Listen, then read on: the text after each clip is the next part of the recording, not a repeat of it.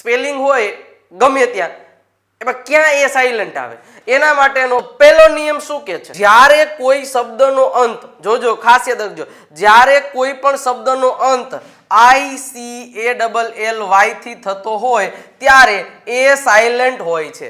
શું સાયલન્ટ હોય છે? એ સાયલન્ટ હોય. હમણાં એક્ઝામ્પલ આપેલે તમને ખબર પડશે.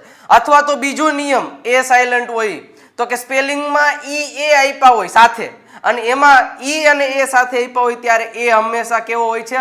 સાયલેન્ટ. સાયલેન્ટ એટલે વચાતો નથી એવો. જો એક્ઝામ્પલ હવે જુઓ, અહીંયા જુઓ મેં શું કીધું તું? ICALLY. આ એનાથી વાક્યનો અંત થાય છે તો આને લોજિકલી વચાય. લોજિકલી, બરોબર? એ સાયલેન્ટ નો આમ નો વચાય લોજિકલી, લોજિકલી, મ્યુઝિકલી, ફિઝિકલી એમ નો વચાય. એ સાયલેન્ટ છે એટલે સીધો એને વાંચવાનો જ નહીં.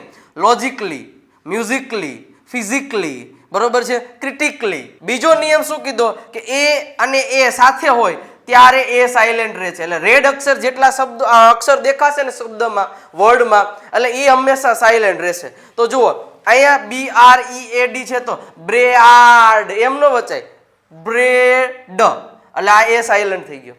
પછી ડ્રેડ, હેડ, ફ્રેડ, સ્પ્રેડ.